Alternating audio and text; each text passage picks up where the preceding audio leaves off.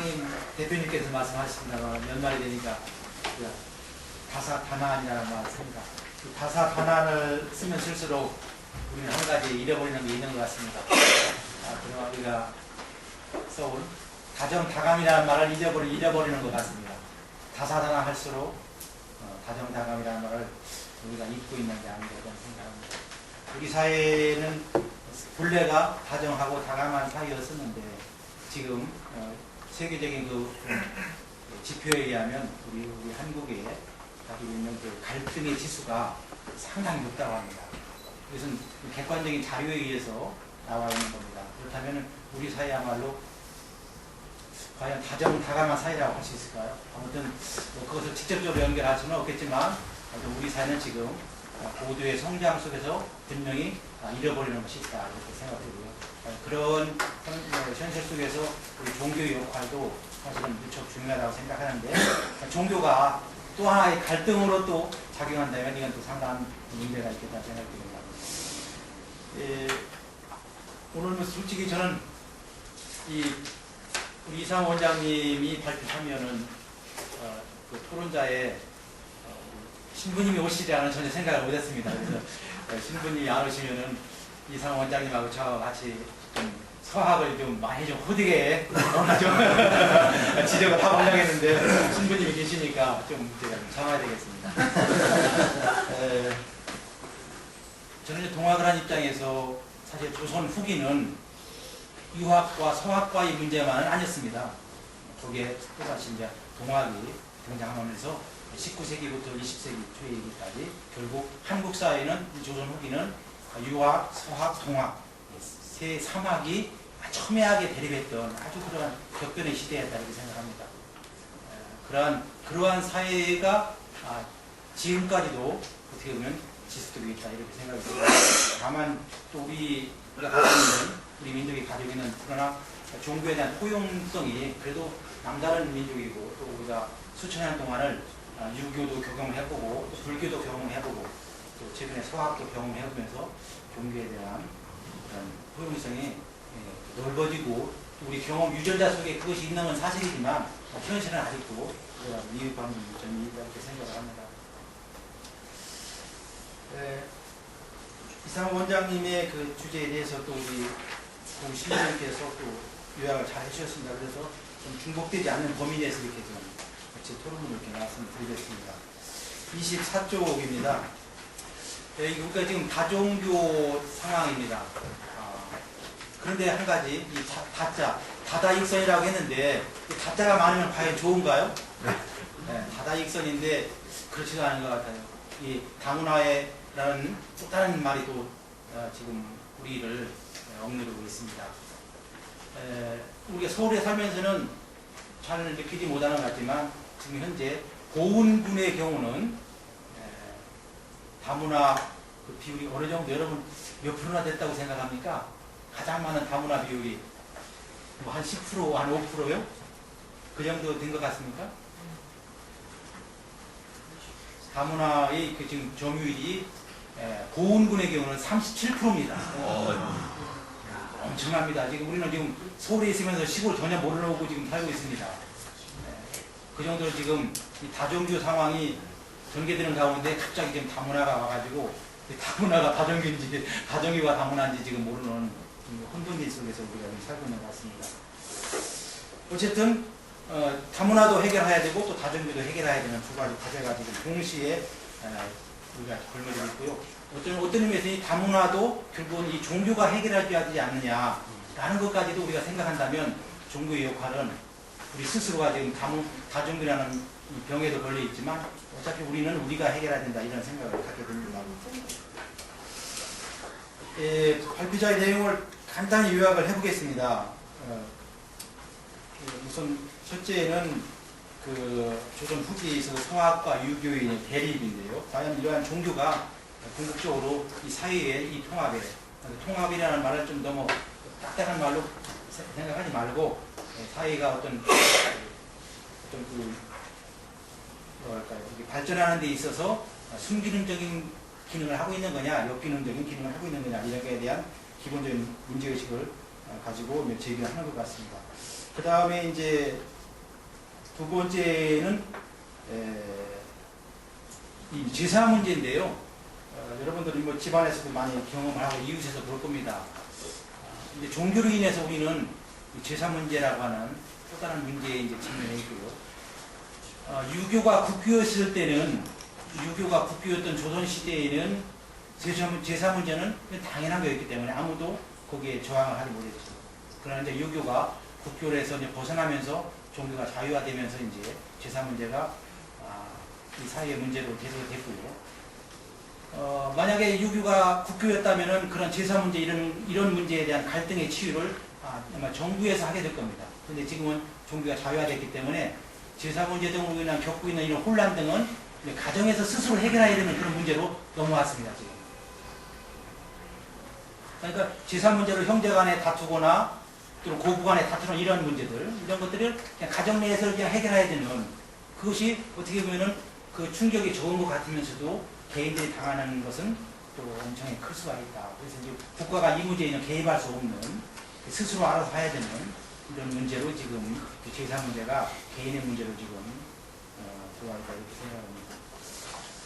우리 조상들은 이렇게 복을 받는다 할 때, 우리 이제 초기에 천주교가 선교할 때 하나님을 잘 믿어야 복을 받는다, 천국에 들어갈 수 있다, 이런 식의 이제 선교를 하게 됐고, 그것이 이제 많은 또 하나의 호소력 있게 작용했나는 모르지만, 원래 우리 조상들은 복을 받는 문제를 내가 기도하면 복 받는다는 생각을 안 했거든요. 그래서 그냥 착한 일을 하게 되면은 남은 경사가 있다.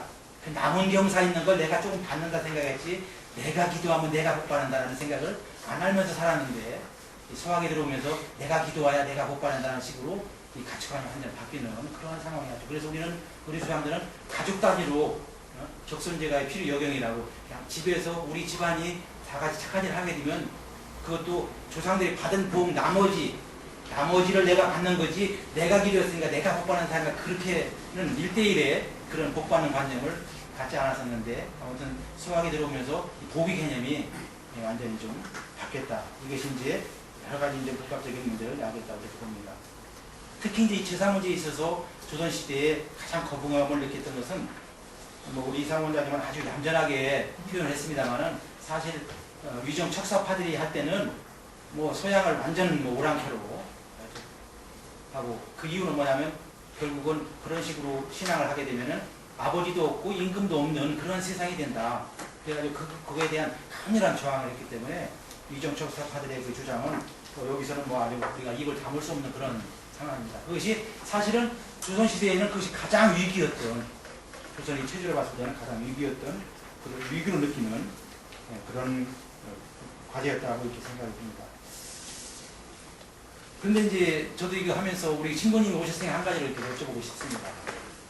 성경에도 분명히 하나님을 공경하는 그런 마음으로 부모를 공경하라 했는데, 과연 그 부모 공경이 어디까지냐. 근데 그것이 우리 한국 사람들한테는, 우리 부모들은 돌아가셨지만 죽었다는 개념보다도 그냥 그곳에 가셨다고, 돌아가셨으니까 돌아가셨다는 얘기는 뭐냐면 저기 가셔서 살아 계시다라고 믿는 건데, 그렇기 때문에 제사를 지내면 반드시 와서 응감을 하고 같이 부모와 돌아가신 부모와 후손이 같이 이렇게 즐길 수 있다고 생각하는데, 조상 제사를 지나게 함으로 인해 가지고 부모와 자식이 단절되는 그런 것을 겪게 되는 것과 같은 상황이 도래하는데요. 과연 이런 것들이 볼 때 기독교 우리 서학에서 말하는 부모 공경의 범위, 그러니까 지금 돌아가신 분에 대해서 부모 공경하는 것이 우리 한국인한테는 제사 형태로 나타나는데, 그 제사가 과연 우상으로서 배척돼야 될 상황인 거냐, 이런 것들이 아마 그 시대에 가장 고민스러웠던 것으로 생각이 됩니다. 그래서 우리 귀한 자리를 해주셨으니까 우리 신부님께서 이따가 한번 답변을 좀 해주시면 좋겠습니다.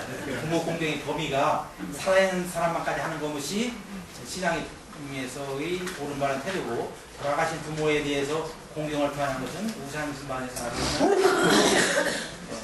그것이 한국 사람들은 본래부터 태초부터 삼국시대부터 공무를 돌아가시면 돌아가신 분에게 죽게 되면 돌아가셨다고 하는 그러한 생사관을 가지고 있었던 한국인들한테는 과연 그걸 어떻게 설명해야 되겠느냐 이겁니다. 그 문제를 좀 답변을 듣고 싶고요. 그 다음에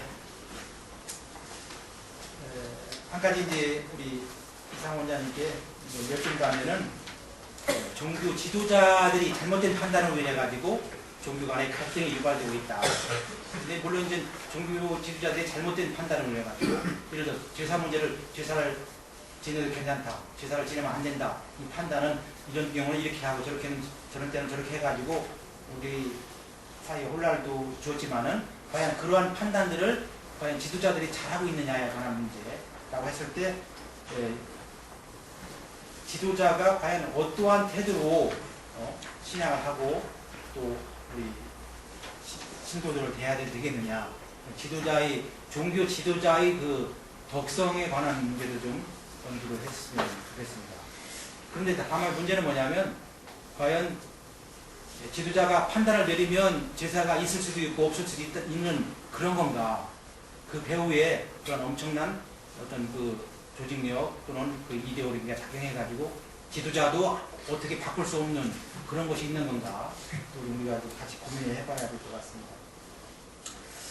그 다음 한 가지 이제 이상 원장님께 말씀을 드리겠는데요. 이 동학의 문제입니다. 이 수훈 선생님이 이런 말씀을 하신 적이 있습니다. 제자들이 이제 그 고기를 써도 죄를 올릴 때 고기를 써도 좋습니까? 라고 하니까 수훈 선생님께서 말씀하시기를 우리 동학은 유불선을 같이 겸했으니까 특히 유불선을 겸했기 때문에 불교에서는 고기를 쓰지 않으니 우리도 고기를 쓰지 말자 이렇게 이제 말씀하신 적이 있거든요. 유불선을 겸한 동학의 경우에 유불선을 겸했다고 하면서 우리가 고기를 쓴다는 것은 불교를 우리가 업신여기는 것이 되기 때문에 불교의 뜻을 존중해서 우리도 고기를 쓰지 말자 이렇게 이제 말씀하신 적이 있는데요. 송 선생님께서 이제 1863년도에 동학을 선포한 다음에 가장 큰 저항을 받은 것은 바로 이제 유림이었습니다. 유학. 이런 26쪽의 한 규절을 제가 이렇게 읽어드리겠습니다. 당시 상주에 있는 유생들이 통문을 돌리기를 이렇게 맨 끝줄입니다. 지금이 동학이라는 것은 해가지고 같은 이제 우리가 동학에서는 이제 천주 하나님을 말하기 때문에 천주라 하니 우리 동방이 불량배들이다. 방치하여 두면 같이 망할 우환이 있을 것은 그 이름을 보아도 가히 알 수 있다라고 주장하며 동학의 교도를 서학과 같은 천주를 믿는다는 이유로 서양 오랑캐의 무리로 매도한 적이 있습니다. 천주라는 이름은 동학과 서학이 같지만 그 믿는 내용은 판이하게 달랐습니다. 동학은 전통을 포용하며 조상들이 믿어온 그 하나님을 믿는다고 생각해 왔었습니다. 바로 이 당시에 소학과 유학과의 갈등도 있었지만 바로 이게 동학의 경우도 동학과 유학과의 갈등도 있었는데 이런 이 150년 전에 이 통문을 보시고 이상호 원장님께서는 어떤 생각이 드셨는지 한 말씀 듣고 싶습니다. 이상입니다.